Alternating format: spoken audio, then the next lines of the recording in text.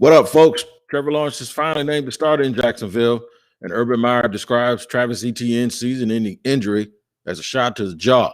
We'll have that and more on today's episode of Locked On Jaguars. You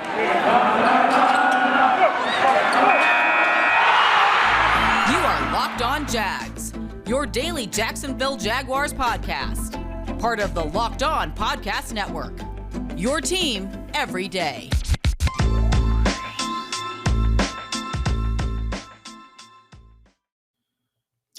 Welcome to a hump day edition of Locked On Jaguars. I am your Locked On Jaguars host, Tony Wiggins, where it's your team, Jacksonville fans. It's your team every day here on Locked On Jaguars, Monday through Friday. And it's free everywhere. That's right. Free on all platforms. Wherever you get your podcast, make sure you tune in daily to Locked On Jaguars. I got to let you know that today's show, this is a special announcement I'm making that the NFL season is about to begin, and nobody covers it like the Locked On Podcast Network, if I can get it out. And today's show is just a reminder of that. August 30th through September 8th, the Locked On's Ultimate Season Preview is taking you through every team and every division with the help of Odyssey's Ross Tucker and Jason Lockenfora. Follow the Ultimate Season Preview 2021 feed on the Odyssey app or wherever you get podcasts to tune in beginning August 30th. Now, let's get right to it.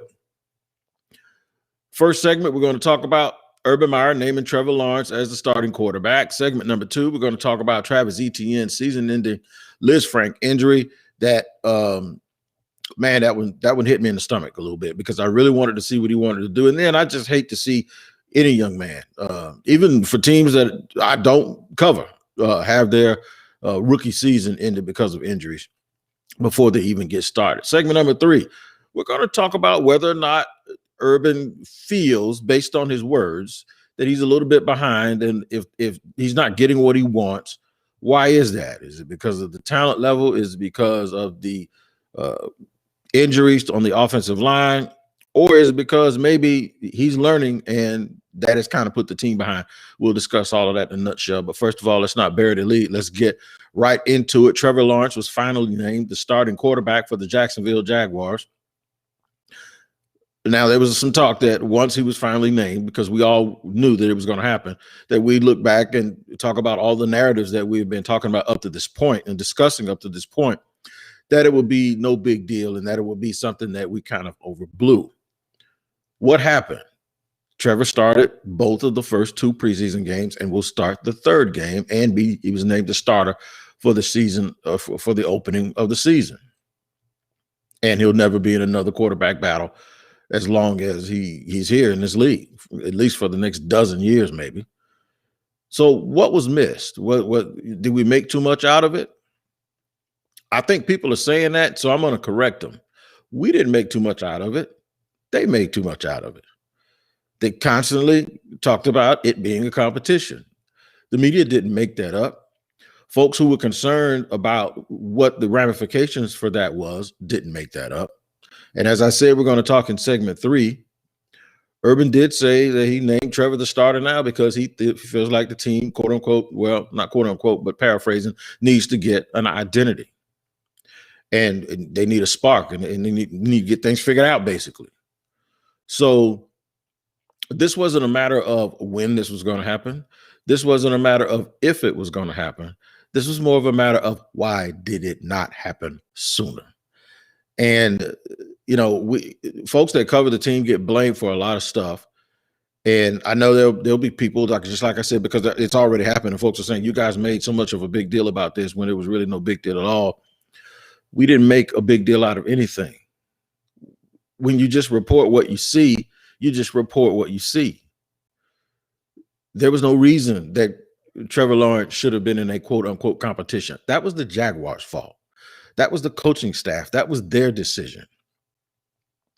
They created nothing out of nothing or something out of nothing. All we did was tell you what was going on. We discussed what the possible ramifications for and what it is and what it was. The coaches now come out and he's displeased with the offense. He's displeased with all of that stuff. You have to, it's obvious that you'll ask, well, what's the identity problem? And that's what we're going to talk about in segment 3, but that's an easy question to ask. Could you have done anything differently so you wouldn't feel bad today, so you wouldn't be upset? This is a first-time NFL coach with a staff of people that he's never worked with for the most part.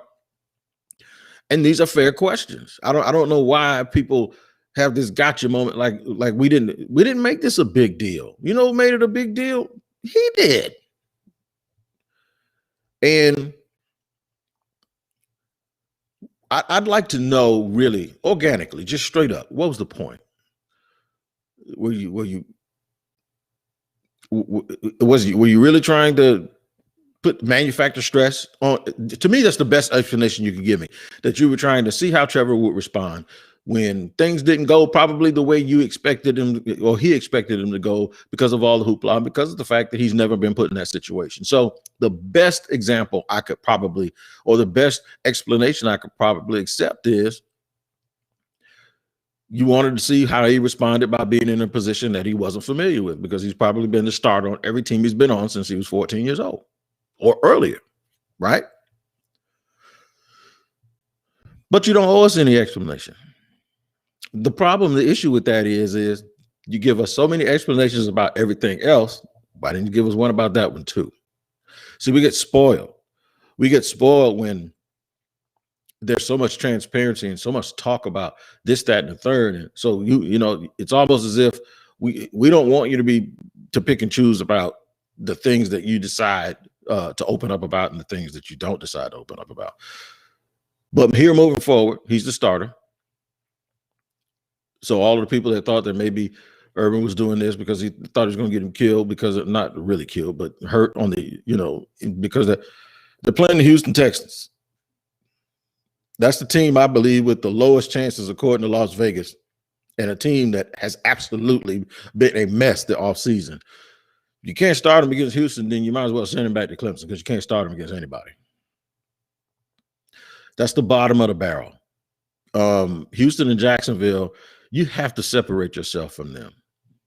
They're going to probably have a new starter, because the one that they really have, and you suppose ain't no telling where he's going to be and what's going to be going on with him. So the bottom line is you have to see where you are as a football team. You absolutely got to be better than the Texans. You have to be. If you're not better than them right now, who are you better than? And they're totally rebuilt. They got a new coach. They got a new system. They have a new GM. They're trying to flip their roster. They're changing from a 3-4 to a 4-3. If you're not ahead of them on opening day, then what have you been doing?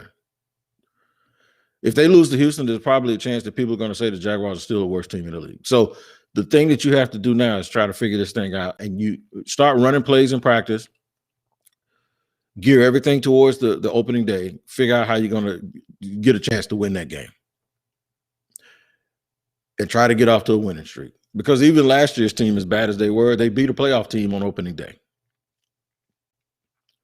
So Urban looks a little bit beat up, man. He looks a little tired. He looks like, man, this isn't going my way. And that's why segment 3, we don't rush segments around here, but segment 3, we're going to talk about, like if he could go back and do some things over and have do-overs about where they are right now, would he do it? I think it's a fair question. Would he do it? Would he do things, and what would he do differently? Bad stuff, though, in the second segment. Coming up here, we're going to talk about Travis Etienne and how they could overcome that a little bit. And then we're going to look forward to his prognosis and what it means for him to be out for the rest of the season. We'll do it. We'll get to segment 2 in just a second here on Locked On Jaguars on a Wednesday. But it's that time of year again, and all eyes are now turning to football as teams are back on the gridiron to start football season. As always, BetOnline is your number 1 spot for all the pro and college football action this season. Get all the updated odds, props, and contests, including online's biggest $500,000 NFL mega contest and the world's largest $200,000 NFL Survivor contest, open now at BetOnline. Head to the website to use your mobile device to sign up today to receive your 100% welcome bonus. Be sure to take advantage of their opening day super promo, which means make a bet on the Thursday, September 9th opener between the Super Bowl champion Bucks and those Dallas Cowboys. And if you lose, your wager will be refunded up to $25. For a new customer only, though, when you're signing up and using the promo code NFL100. BetOnline is the fastest and easiest way to bet on all your favorite sports, from football, basketball, boxing, right to your favorite Vegas casino games. Don't wait and take advantage of all the great offers available for the 2021 season. BetOnline is your online sportsbook experts. Your promo code for that welcome bonus is locked on. Rolling right along here on a Wednesday. It's hump day. That's what it is, man. Travis Etienne, running back, got hurt in the second preseason game. He had only played 16 snaps this entire preseason. Urban Meyer wanted to really see what he had. The funny part is Ryan Clark from ESPN had just tweeted out, is Etienne hurt? And I said, no, he's just been, the other two guys are listed as the two co-starters. He just hadn't played yet. And lo and behold, he gets into the game. I think it was in the second quarter. And boom, there you go. Falls down in the flat, slips. I don't know if that's when he got hurt, but I know he had a run the very next play where he went up the middle, and then he limped off. And he talked to the doctors on the sideline, and then it looked like, okay, he was going to walk himself through it. But then that limp got worse and worse and worse and worse. And, and you don't want to speculate when you see that. It doesn't necessarily mean that, the injury was terrible. It just means that it probably stiffened up if he was just standing there and not playing. But then at the end, it really looked bad, like he really could barely put pressure on it. And then once I heard he had a boot, I wasn't that optimistic about it. And then of course we got the bad news that it was not the type of injury just have him out for a few weeks, that he had a significant tear and it was a Liz Frank injury. And they put him on season-ending IR, which means he can't be brought back. So Travis Etienne is on the shelf until 2022. After the 2022 draft and free agency, when all of those guys come in next year, it's going to be like a red shirt year. You're going to have Travis Etienne as a part of that group. And we're going to have to wait another year to see. What did we lose? What did the Jags lose? Well, they lost the guy that they hoped would provide big plays for them in the run and the passing game, explosiveness. So far this preseason, this team has not looked quick and fast. Losing him makes that even worse. You probably also lost some roster flexibility. And what I mean by that is, with him, I thought they only kept 3 running backs. Without him, they may keep 4. Because he was a dual threat guy and there was nobody else like him, I think he took 2 roster spots up. I think he was the third of 3 running backs, of course. And I thought he was the guy that you were going to design plays for in the passing game. Now you may have to make that up with 2 different people. Agnew that they brought over, you may have to, even though they're going to use him on punts, and you may have to put him more in on offense now, on offense at that hybrid wide receiver / running back spot. Now that means you may keep Clay Brooks to return kicks, or you keep another running back. If you keep another running back, you may then decide to keep another wide receiver and another running back. So folks are saying, well, they got Agnew. He's already kind of like that. No, he wasn't. Agnew was on this team with Clifford Etienne. With Etienne. He was on this team with him. Agnew was already going to be there anyway. Losing Etienne does nothing to change the fact that Agnew was on the team anyway. But it does mean that you may have to supplement with another kick returner, because now some of the things that Agnew is going to be asked to do, Etienne was the guy that was going to do them. So if you're going to ask him to do more, now you may need that other kick returner, because then you'll be one bad play away from having to go out and get somebody if you're going to cut Clay Brooks. So this is where roster versatility helps a guy like Clay Brooks, because he can do more than one thing. They may not want to keep a guy just for kick returning, but if the competition is close between him and, say, the 5th corner that they were going to keep, Now you start looking at, or especially if they were to move CJ Henderson or something.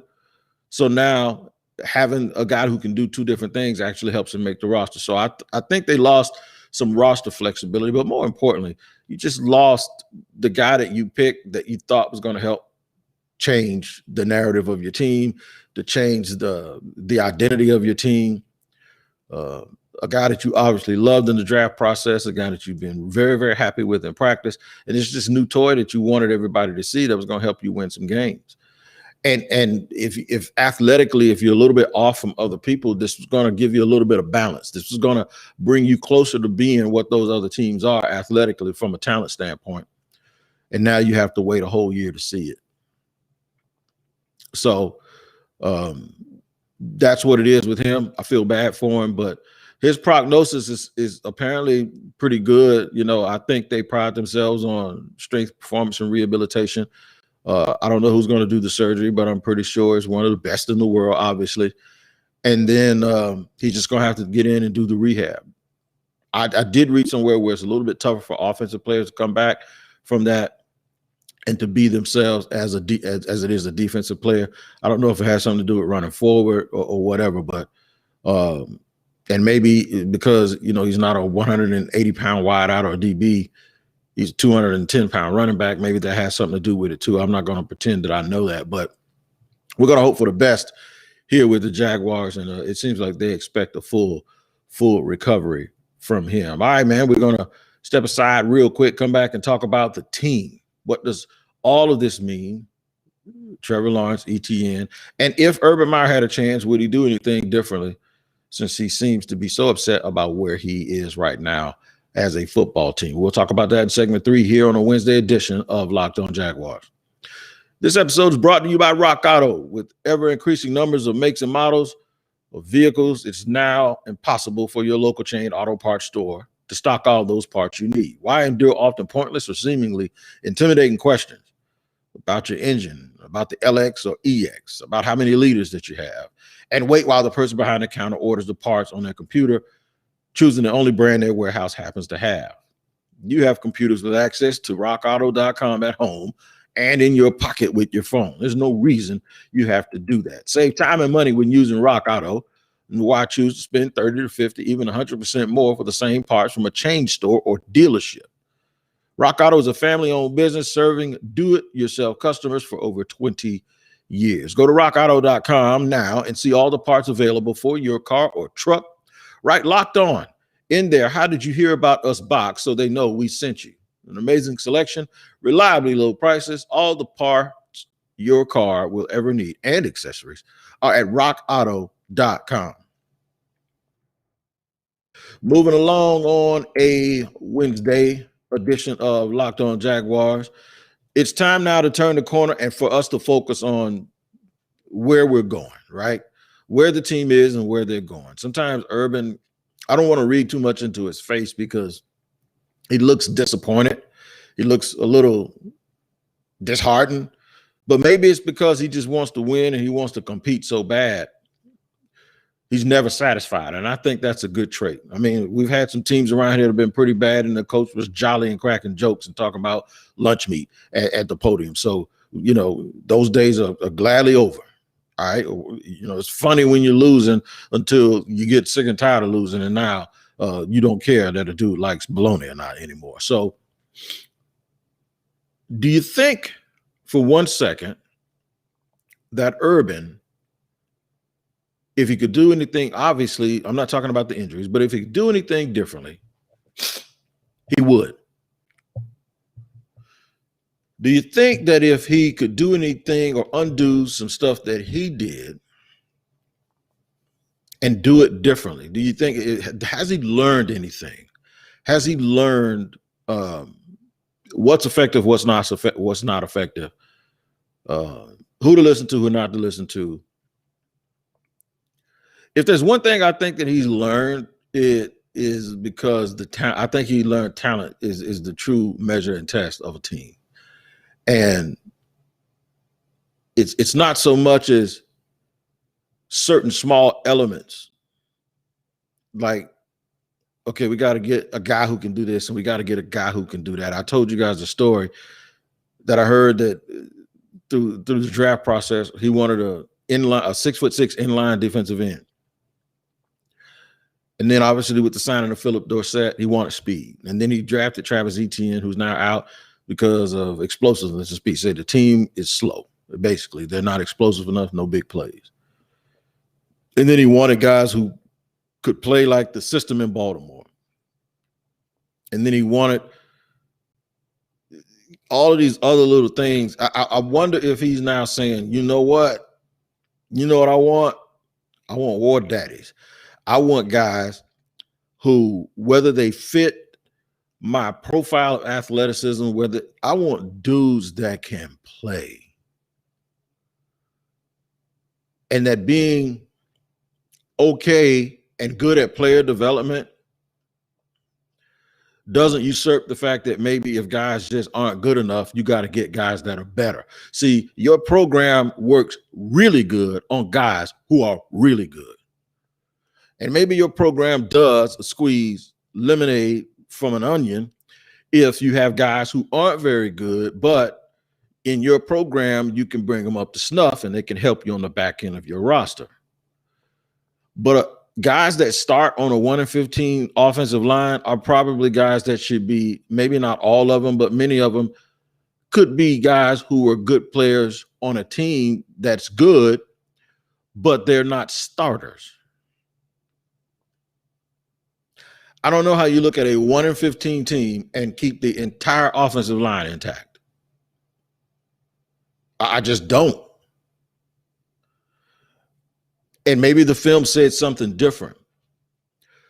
But if we're trying to go from just being 1-15 to 8-8, then maybe I can fall into the trap of thinking that your development or your system or your performance enhancing and conditioning will make those guys perform better than they did when they were 1-15. But those guys aren't going to go from 1-15 to 13-3 under any circumstances, I don't believe. And what I mean is this is a unit. I'm not talking about one piece here. I think Brandon Linder could be the center on a team that wins 12 games. Sure. I've seen him be the center on a team that went to the AFC Championship game. But I wonder now if he would do things differently in that regard. I wonder now if he just goes ahead and names Trevor the starter from the day he drafted him to send the message that we're absolutely sure of who we are, that Trevor isn't the kind of guy you have to motivate, that you tell Gardner Minshew he's the backup, and Gardner Minshew has to understand that, okay, you want a chip on your shoulder, you're the backup. Now have a chip on your shoulder with that. Show me why you shouldn't be. But to put him in this fake competition, and I'm calling it fake because the bottom line is when you say you take subjectivity out of it, you can't. When you draft a guy number 1 overall and call him a generational talent,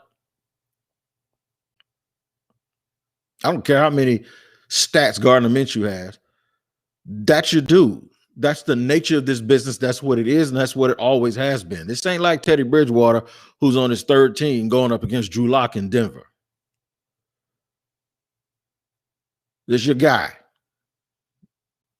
This is your starter. This is who he is. This is the dude. This is why you came back. You didn't come back to take this job because of Gardner Minshew. You came back to take this job because of Trevor Lawrence. And then people are announcing, well, maybe they ought to play Minshew because the line sucks. You know what? No, maybe they want to fix the line because they knew they had a starting quarterback. The draft pick was secure in January. They knew they were taking Trevor number 1. Hell, they didn't even go to but like one other workout. They knew they were taking him number 1. You know what? Maybe you think then to go get some people that can protect him. And maybe you don't just leave it up to guys that you think, okay, he's not bad. I can do this. I can do. No, get great at offensive line. Did you even try? Did they even try? And look, I'm not down on Walker Little, but Walker Little hasn't played football in 2 years. He's got to improve his strength. He's got to improve where he places his hands and all of that stuff. You saw that stuff. So when fans look, I know what you're going to say. You're going to wait, calm down. I'm not the one that you need to tell to calm down. You need to tell a coach to calm down. He's the one that looks like he's ready to have a conniption, and he's the one that looks like he's pissed, and he's the one that keeps saying we don't look good, we this and we that with this. So my question is there something you could have done differently so that you would not feel this way? What have you learned from it? What could be done differently? You can't go backwards. So when I say I'm going forward, that's exactly what I'm doing. Don't do it again next year. Don't take that same approach. To me, I wouldn't listen to all those people he have around him. I'd do it myself. I'd make them listen to me. He's good at delegating authority. I think maybe sometimes there's an over-delegation of authority. You're listening to people that's not you. You're the CEO. You're the head coach. You're the reason why people believe. They don't believe because of Darrell Bevel. They don't believe because of Joe Cullen. They don't believe because of Trent Baalke. These people have buy-in because they believe in Urban Meyer. And I think that is what needs to be led with, not with all these other people. I tell you what you can do, though. You can check it out, the Locked On Bets podcast, and you can lead with that before you make your bets at Bet Online.